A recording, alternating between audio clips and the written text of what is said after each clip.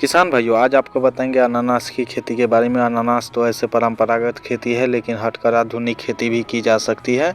और इस आधुनिक खेती में आप फल और सब्जियां दोनों प्रकार का उत्पादन ले सकते हैं। मतलब फल लगा दीजिए और उसके बीच में सब्जी का भी लाइन लगा सकते हैं। और बाजार मांग 12 महीने बनी रहती है। और अनानास का एक प्लेट आपको अनानास 10 रुपये में देगा। और ये ट्रेन जंक्शन कहीं पर आप देखिएगा जो इसका रहता है, ये कैक्टस प्रजाति का पौधा है और अंग्रेजी में इसे पाइनएप्पल भी कहा जाता है। और अनानास उष्णकटिबंधीय क्षेत्र में बहुत अच्छा उपजाया जाता है। दक्षिणी ब्राज़ील का फल है। पैराग्वे में भी इसे पाया जाता है। और इसमें पोषक तत्वों की बात करें तो मौलिक एसिड, सिट्रिक अम्ल का होता है। प्रचुर मात्रा में मैग्नीशियम, अनानास का प्याला रस सेवन की जाती है। बहुत सारे पदार्थ पाए जाते हैं और भी बहुत सारे प्रोटीन भी पाया जाता है, फाइबर भी पाया जाता है, कार्बोहाइड्रेट भी पाया जाता है, विटामिन भी पाया जाता है, विटामिन 6 भी पाया जाता है, कॉपर भी पाया जाता है। मतलब एक तरह से आयरन भी पाया जाता है, मैग्नीशियम पाया जाता है, पोटेशियम, सभी प्रकार की चीज़ भी इसमें पाया जाता है। और उच्च एंटीऑक्सीडेंट होता है और शरीर में प्रतिरोधक क्षमता भी बढ़ जाती है। पांडु रोग एक प्रकार का रोग होता है, ये भी इसके लिए बहुत अच्छा है। गले और मूत्र रोग के लिए भी लाभदायक होता है और हड्डियों को मजबूत बनाता है। गठिया रोग के लिए भी लाभकारी होता है। इसके लिए सभी लोग अभी खाते हैं। अगर इसे के खेती की बात करें तो बहुत ज़्यादा सारे राज्यों में की जाती है और बहुत सारे राज्यों में, जिस राज्य में नहीं की जाती है वहाँ आप KVK से संपर्क कर सकते हैं। वैसे तो अब मध्य प्रदेश, बिहार, उत्तर प्रदेश के किसान भी इसे करना चाह रहे हैं और करते हैं। कैक्टस वेराइटी के होने के कारण इसका खेती बहुत सारे राज्यों में की जाती है। वहाँ के KVK में जब जाइएगा तो वहाँ का वेराइटी आप कृषि विज्ञान केंद्र में पूछ लीजिएगा। ऐसे तो केरल, आंध्र प्रदेश और पश्चिम बंगाल में 12 महीने की जाती है। बिहार के किशनगंज में इसकी बड़े पैमाने पर खेती अब करना चालू हो गया है। और बिहार में, UP में भी बहुत जगह देखा गया है, पंजाब में भी देखा गया है, हरियाणा में भी देखा गया है। मतलब एक तरह से समझिए सभी राज्यों में। लेकिन वहाँ की KVK से संपर्क करिए, वहाँ आपको टिश्यू कल्चर वाला प्लांट आप अगर लेना चाहते हैं तो वो भी मिल जाएगा। 10 से 15 रुपये में इसका प्लांट मिल जाएगा। और अदर भी प्लांट मिल जाता है। केरल, आंध्र प्रदेश, त्रिपुरा, पश्चिम बंगाल और असम, मिजोरम में तो ऐसे मुख्य रूप से उगाया जाता है। देश का ये सब मुख्य रूप से उगाने वाला क्षेत्र है। और नमी की बात करें, जलवायु में बहुत ज़्यादा नमी होना चाहिए, अधिक बारिश की ज़रूरत होती है। बता दें, गर्मी और पाला सहन करने की इसमें कोई क्षमता नहीं होती है। जैसे ही गर्मी ज़्यादा होता है तो ये प्लांट सूखने के टाइप का हो जाता है, इसलिए आप नमी बरकरार रखें।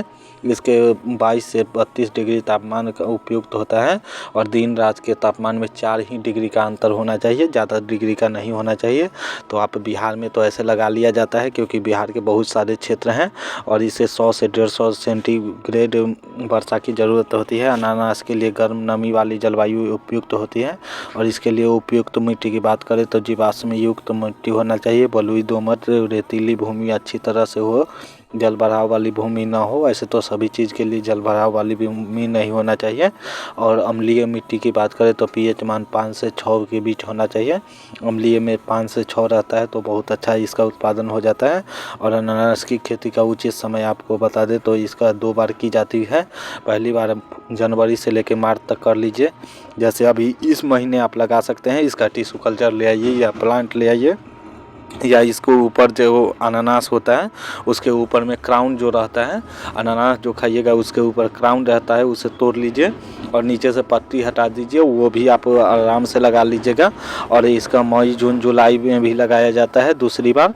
वहीं इलाके में नमी युक्त गर्म जलवायु होती है तो इसकी खेती 12 महीने की जा सकती है।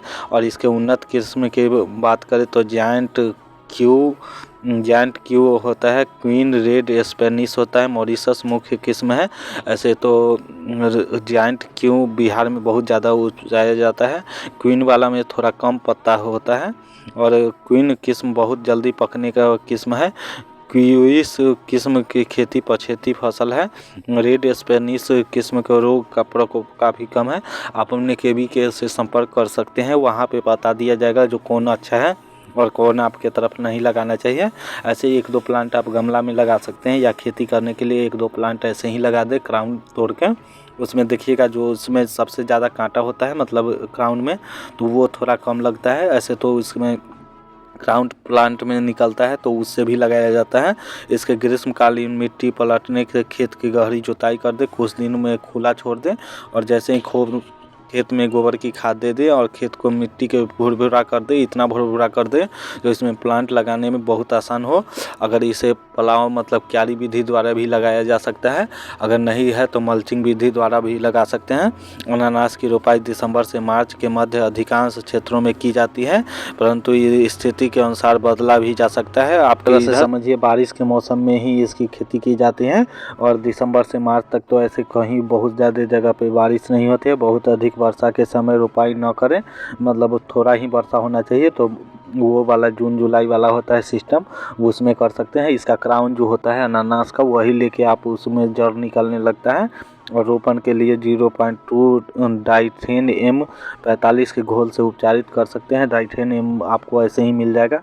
पौधे से पौधे की दूरी 25 सेंटीमीटर, लाइन से लाइन की दूरी 60 सेंटीमीटर खाइयों के बीच रखें और उसमें सड़ी हुई गोबर, जुताई के समय सड़ी हुई गोबर की खाद, वर्मी कंपोस्ट, कोई ही जैविक खाद मिट्टी मिला दे। अलावा आपको 680 किलोग्राम अमोनियम सल्फेट और 340 किलोग्राम आपको फास्फोरस देना होगा और 680 किलोग्राम पोटास देना होगा, जो साल में 2 बार आपको प्रयोग करना होगा। और सिंचाई की व्यवस्था, अगर ड्रिप इरिगेशन करना चाहते हैं तो ड्रिप इरिगेशन करना होगा, लेकिन पौधे अंकुरित होने से 10-15 दिनों के अंतराल पर सिंचाई करते रहना चाहिए। अनानास की रोग की बात करें तो इसमें अनानास जड़गलन रोग लगता है, अनानास काला धब्बा लगता है। इसका उपाय है, काला धब्बा अगर लग जाए तो रोकथाम के लिए मोकेजेब या नीम का तेल आप निर्धारित मात्रा में छिड़काव कर सकते हैं। वो आप अपने केवीके से पता कर सकते हैं जहाँ से प्लांट लाइएगा। अगर टिश्यू कल्चर ला रहे हैं तो बहुत अच्छा है।